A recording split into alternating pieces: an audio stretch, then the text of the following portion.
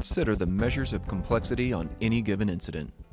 Is it size, location, number of resources, or is it the number of communication links on the incident? We have with us at any given time handheld radios, mobile radios, cell phones, sat phones, smartphones, tablets, and laptops. Each radio has up to 250 frequency combinations. Each phone, only you know how many contacts there, and internet with countless links. We count our fortunes to be in communication with so many people in so many ways, but if you can't manage the sheer volume of communication links, it's virtually no good to anyone. So, how do you manage a system this huge? Very carefully. So the issue is this. We have a complex system that we need to simplify in order for us to function correctly on the fire line. So if you start the incident with a good frequency plan, you are able to give people correct information, get them on frequencies, allow them to work, and allow them to communicate back to you, give you situational awareness. It makes you that much more effective.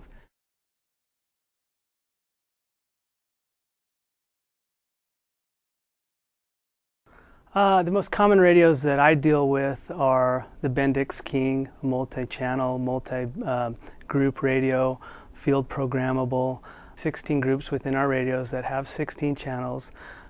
We leave one group open for field programmable use. For instance, if we go to another district or we go on an assignment, that way we can get it programmed to whatever our needs are. But the other groups we have locked down into frequency plans based on the areas that we'll probably be working with within our district. So for instance, we have a north group and a south group that have 16 channels that are pre-identified and pre-programmed with all the necessary channels. Our dispatch channels, our command channel, our tactical channels, air to ground, and any repeated sites. And that way we know each radio that we're dealing with within our fire program is the same.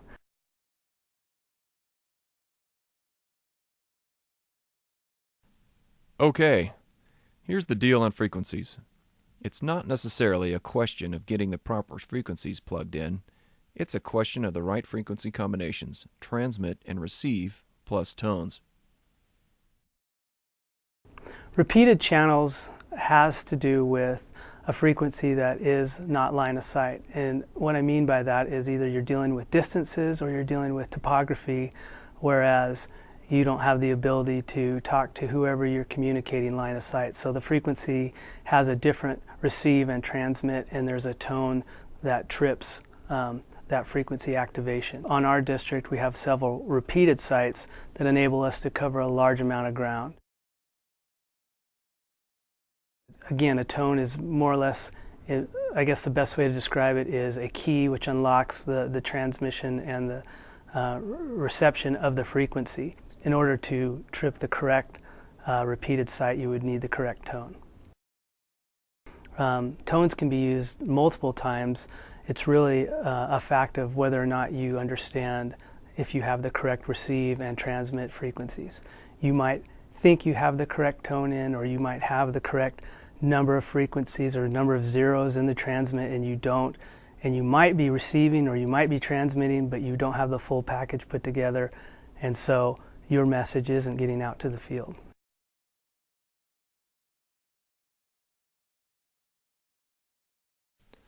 During briefings, whether you are the sender or the receiver, the plan for communications must be crystal clear before engagement. An example being if we had a crew from out of district come into our district and we're giving them a briefing on our radios and also our communication channels, our groups, and our radio plan. One of the things that's most important is understanding geographically how our repeaters are set up and located. The reason it's important to be able to field program your radio, whether it be your handheld, your mobile, or again, if you're an aviation resource, is the fact that you may be changing locations. Frequencies can change and will change, and you may be asked to go to another frequency on the fly. So you have to be proficient in that. Oftentimes I will get resources sent to a fire to me in the heat of battle that don't have the correct information, don't have a radio that works properly, don't have equipment that operates within the system that I'm in, and the honest answer is they're safety issue, and they'll be set to the side.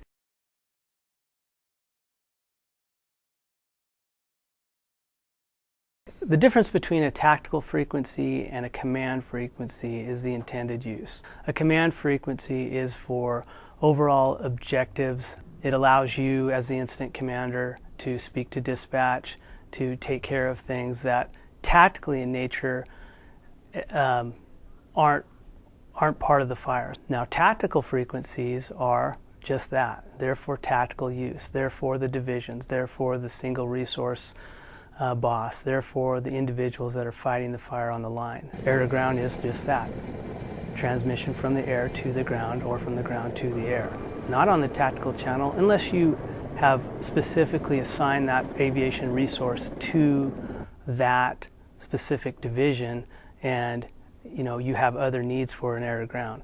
I mean, there are examples of that, but again, you don't want to ball up the lines of communication by having unnecessary traffic on frequencies that are intended to be used for different purposes.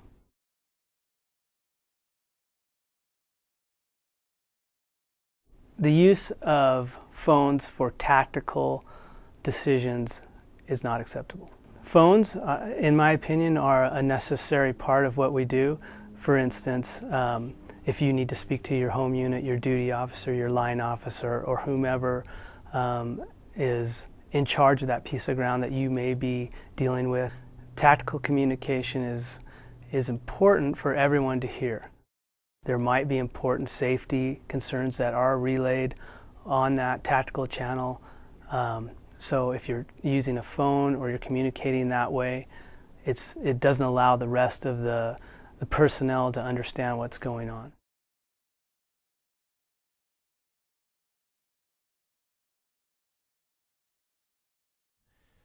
The incident command system refers to the number of resources that one person can effectively manage. It's fair to say that span of control guidelines also apply to the number of frequencies you are managing. I just arrived on a fire and I have been dispatched as an initial attack IC. Doesn't really matter the complexity. In my mind, the rules are the same. I have a command channel and I build the organization. I utilize the incident command system. Based on my needs, I start giving tactical frequencies to the divisions or to the single resource bosses. I establish an air to ground off of my communications plan. When you're initially first arriving on scene, you're trying to get the correct information so you can go to work. What is typically available is a command channel, an air to ground, and 2 tactical channels. Oftentimes, as we know, a fire may escalate rapidly. We may get out of our span of control based on our ability to keep up with the communications, keep up with the information, and being able to provide people clear direction. A fire may geographically get to another level. We might move into terrain where line of sight frequencies are no longer working, or we need to expand to other divisions. You'll know that immediately, and the reason you'll know it is because you'll have trouble communicating, or you will feel overwhelmed, or you cannot keep the chaos down, and you'll feel that level of anxiety rise, and you'll recognize if you are understanding how it all should work and understand the function of a frequency plan and how it is tied in with ICS.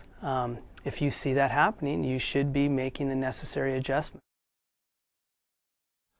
The System for Reporting Problems Encountered on Wildfires, SafeNet, reports that the majority of submissions are related to communications, specifically those that dealt with radio, repeater, and frequency issues. It's not surprising when you examine the complexity of the system and the diversity of the users. If you do find yourself in a position where either you've come into an incident and the communication plan isn't working, or you don't understand, or you started off on the wrong foot, there are things you can do. The key is acknowledging that you have an issue, and if you are in a command role, that you have the ability to do that, and understanding it might be better just to stop operations for 5 to 10 to 15 minutes to get everybody on the same page and start over, versus continuing down a path for the next 4 to 5 hours or into the next shift before you can get everything cleared up. Yeah, it might be difficult, but again, at least it gives you a fresh start. You really shouldn't be engaging from the get-go if you're not clear or don't have the right frequencies or can't work your radio, or your radio doesn't work properly. You shouldn't be engaging. Based on what I described, it's a question of LCES. And to me, it's managing the incident within the guidelines of Incident Command System, utilizing your frequency plan.